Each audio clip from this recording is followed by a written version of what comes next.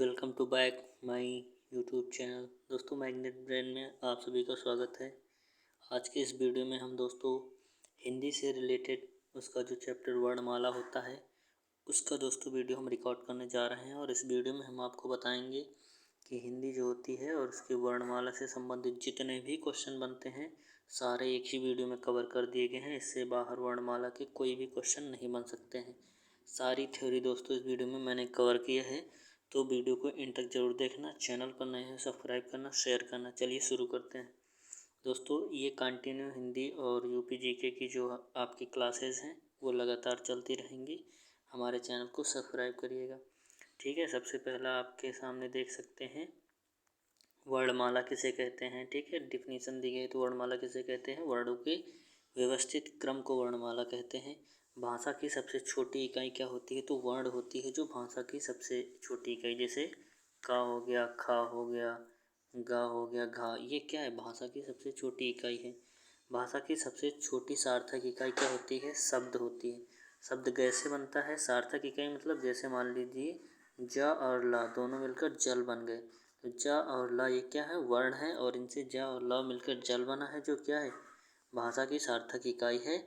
और ये भाषा की सबसे छोटी सार्थक इकाई है। अगर सबसे छोटी इकाई पूछेगा तो वर्ण हो जाएगी, सार्थक इकाई पूछेगा तो शब्द हो जाएगा, ठीक है। अगला क्वेश्चन हो जाएगा कि भाषा की सबसे छोटी लिखित इकाई क्या होती है, तो वर्ण ही होती है, वर्ण, ठीक है। लिखित इकाई क्या होती है, जिसे हम लिख सकते हैं। शब्द तो हम बोल भी सकते हैं, लिख सकते हैं, तो लिखित इकाई को वर्ण ही कहेंगे। सबसे छोटी लिखित इकाई और सबसे छोटी इकाई को वर्ण ही होगा। भाषा की सबसे छोटी मौखिक इकाई क्या होती है, मौखिक इकाई में जो हम बोल सकते हैं, ध्वनि जो होती है भाषा की सबसे छोटी क्या होती है, मौखिक इकाई होती है, जो हम मुख से बोलते हैं, ठीक है। आगे चलेंगे। वर्ण के भेद कितने होते हैं, तो वर्ण के दो भेद होते हैं दोस्तों, पता होगा, स्वर और व्यंजन। स्वर क्या होते हैं ये भी आपको पता, आ ई उ ऋषि ए ऐ ओ, ठीक है, ये होते हैं स्वर। उसके बाद व्यंजन क्या होते हैं, व्यंजन की डिफिनीशन जो होती है वो स्वर की सहायता से बोले जाते हैं, और स्वर जो है वो स्वतंत्र बोले जाते हैं, उन्हें स्वर कहते हैं। और व्यंजन जो व्यंजन कौन होते हैं, जो स्वर की सहायता से बोले जाते हैं, उन्हें व्यंजन कहते हैं। कभी कभी डिफिनीशन एग्जाम में पूछ लेते हैं। जैसे आप देख सकते हैं इसमें का में कौन कौन स्वर है, हलंत लगा देंगे, आ जाएगा। खा में इसी तरह सा में होता है। आगे दोस्तों इनके पार्ट में डिवाइड किया गया है। स्वर जैसे होते हैं, स्वर में अयोगवा होते हैं, अन आहा बोलते हैं। अन को दोस्तों अनुस्वार कहते हैं, आहा को क्या बोलते हैं, विसर्ग बोलते हैं, ठीक है। अगले चलते हैं। नेक्स्ट में आप देख सकते हैं कि लिखने के आधार पर जो स्वर होते हैं उनकी संख्या कितनी होती है, तो लिखने के आधार पर स्वरों की संख्या 11 बता दीजिएगा। उच्चारण के आधार पर स्वरों की संख्या 10। जब कभी भी एग्जाम में लिखने के आधार पर स्वरों की संख्या पूछा जाएगा तब 11, और उच्चारण के आधार पर स्वरों की संख्या वो 10 हो जाएगी। स्वरों के प्रकार कितने होते हैं दोस्तों, स्वरों के प्रकार 3 मुख्य प्रकार बताए गए, जिनमें हास्य स्वर, दीर्घ स्वर, लुप्त स्वर बताए गए। हास्य स्वर कौन होते हैं, जो बहुत ही कम समय लेते हैं बोलने में, अ ई उ री, ठीक है, इनकी संख्या 4 होती है। कभी कभी एग्जाम में संख्या भी पूछ ली जाती है। दीर्घ स्वर क्या होते हैं, जो बोलने में थोड़ा सा समय लेते हैं, जैसे बड़ा आ, बड़ी ई, उ, ए ऐ ओ औ। इनकी संख्या दोस्तों 7 होती है। बात की जाए लुप्त स्वर, लुप्त स्वर कौन से होते हैं, ओम, राम, यहाँ पे ऐसे, ठीक है, ओम राम करके अंगा में जो माँ का आवाज़ आता है वो लुप्त स्वर होते हैं, ठीक है। आगे आ जाएगा जीभ के आधार पर स्वर कितने होते हैं, तो जीभ के आधार पर अग्रस्वर होते हैं, मध्य स्वर होते हैं, पश्च स्वर होते हैं। अग्रस्वर जो आगे माउथ से बोले जाते हैं, जीभ की आगे भाग से, ई ए ऐ, मध्य में आ हो जाएगा, पश्च में आ उ औ ओ औ, ये हो जाएंगे पश्च स्वर। तो जीभ के आधार पर संख्या पूछी जाएगी तो 3 हो जाएगी। दोस्तों मोस्ट इम्पोर्टेंट क्वेश्चन है ये, आपका कहीं से भी आप पढ़ रखे हैं तो रिवीजन के लिए, या आप नए भी हैं तो आपको ओवरऑल चीज़ें जानने के लिए बहुत इंपॉर्टेंट, क्योंकि सारे टॉपिक इसमें मैंने कवर कर लिए हैं। मुख खुलने के आधार पर कौन होते हैं, संवृत स्वर बोलते हैं, अर्ध संवृत बोलते हैं, विवृत बोलते हैं। संवृत कौन होते हैं, जैसे उ ये होते हैं संवृत। अर्ध संवृत कौन होते हैं, ओ ऐ, एक समान, देखो इसमें एक एक मात्रा लगेगी एक पार्ट से, तो इसलिए क्या होते हैं, अर्ध संवृत होते हैं। विवृत आ हो जाएगा, अर्ध विवृत अ औ ऐ होते हैं। ए जो होता है वो अर्ध विवृत होता है। तो 4 ये किस प्रकार के स्वर हैं दोस्तों, मुख खुलने के आधार पर स्वर को पार्ट में डिवाइड किया गया कि मुख जिस प्रकार खुलता है उस प्रकार से।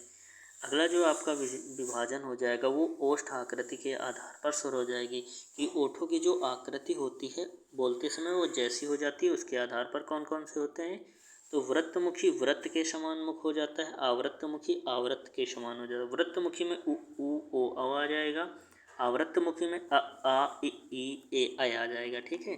अब इसी प्रकार जाति के आधार पर कौन कौन से होते हैं, सजाति और विजाति। जाति के आधार पर भी स्वर दो प्रकार के होते हैं, सजाति विजाति। अ आ इ ई उ देखो ये समान जात के समान जात के समान जात के, लेकिन जो विजाति होता है ए ऐ ओ औ ये दो अक्षरों से मिलकर बने होते हैं, ए भी ऐ भी ओ भी औ भी, और ये सिर्फ सिंगल से बने होते हैं इसलिए सजाति। ये दूसरे दूसरे शब्दों से मिलकर बने होते हैं इसलिए विजाति बोलते हैं। ठीक है, चलते हैं अगले की ओर। अब आ जाएंगे दोस्तों स्वर का हमने सारा रिवीजन ओवरऑल कर लिया है। अब दोस्तों आ जाते हैं व्यंजन पर। व्यंजन से जितने भी क्वेश्चन बनने वाले हैं सारे इसमें कवर कर लिए जाएंगे। तो व्यंजन दोस्तों सबसे पहले व्यंजन होता है नासिक के व्यंजन, अंगा अइया अड़ा ना मा नासिक के व्यंजन बोलते हैं। अंतस्थ व्यंजन 4 होते हैं, या रा ला वा। अर्धस्वर व्यंजन 2 होते हैं, लुंठित व्यंजन रा होता है, पार्श्विक व्यंजन ला होता। मोस्ट इंपॉर्टेंट दोस्तों इसमें स्टार लगे हुए सारे इंपॉर्टेंट हैं। अगर आप पहले से पढ़ रहे हैं तो आपको ये पता होंगे कि इम्पोर्टेंट कितना है। अगर आप नए भी हैं तो ये समझ लो कि मोस्ट इम्पॉर्टेंट चीज़ें हैं, आगे आपको पता चल जाएंगी पढ़ते पढ़ते कि कितने इम्पॉर्टेंट चीज़ें यहाँ पे करवाई जा रही हैं। तो अंतस्थ व्यंजन हो जाएगा, अर्धस्वर हो जाएगा, और लुंठित रा हो जाएगा, पार्श्विक ला हो जाएगा। ठीक है, अगली चलते हैं दोस्तों। ये हो जाएगा उस्मीय, टाइपिंग एरर हो गया। उस्मीय संघर्षी व्यंजन होते हैं, शाखा शाहा। उस्मीय बोलते हैं, संघर्षी व्यंजन बोलते हैं, शाखा शाहा। दोस्तों संयुक्त व्यंजन क्या होता है, छत्रंग्या सरा, ये होता है संयुक्त व्यंजन। उच्छिष्ट व्यंजन होता है डाढ़ा, डाढ़ा को क्या बोलते हैं, उच्छिष्ट व्यंजन बोलते हैं। इन्हें संयुक्त क्यों बोलते हैं दोस्तों, क्योंकि जो छा होता है का और सा से मिलकर बने होता है, त्रा होता है ता और रा से मिलकर बना होता है, ज्ञा होता है ज्या और आ से मिलता है, स्रा सा और रा से मिलकर बने होते हैं, इसलिए संयुक्त कहते हैं क्योंकि दो चीज़ों से मिलकर ये बने होते हैं दोस्तों, इसलिए इसे हम क्या बोलते हैं, संयुक्त बोलते हैं। ठीक है, चलते हैं अगले क्वेश्चन।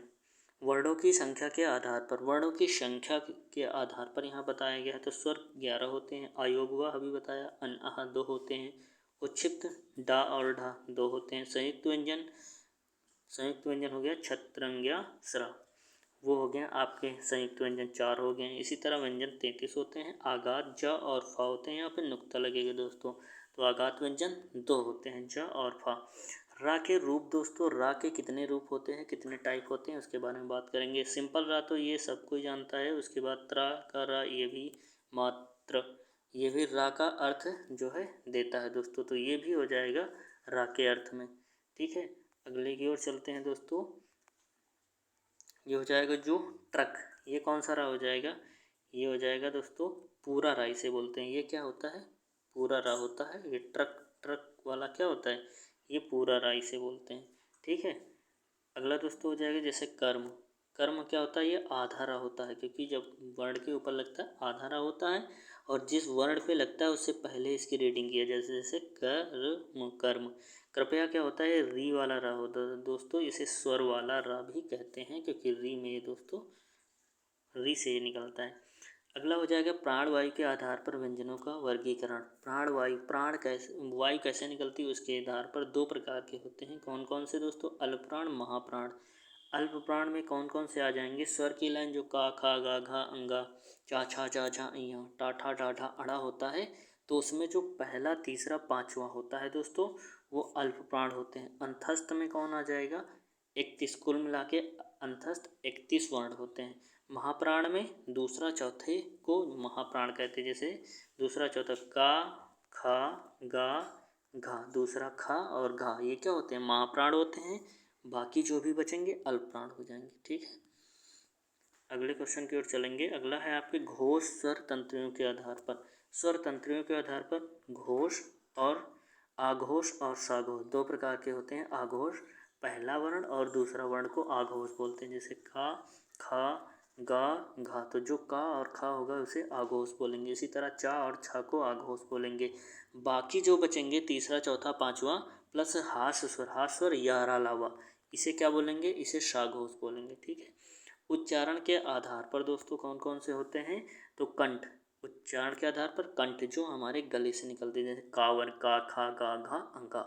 ठीक है, ये कंठ हो गया। इसके साथ स्वर भी उच्चारण के आधार पर स्वर को भी बांट दिया गया है कंठ में, जैसे आ, हा, विसर्ग, ये बोला जाता है कंठ से। तालव्य से होता है चा वर्ग, इसके साथ ई याशा, मूर्धा से टा वर्ग, री राशा, इसके दंत से ता वर्ग, लाशा, ओष्ठ से पा वर्ग पूरा आता है, उसके साथ उ आता है।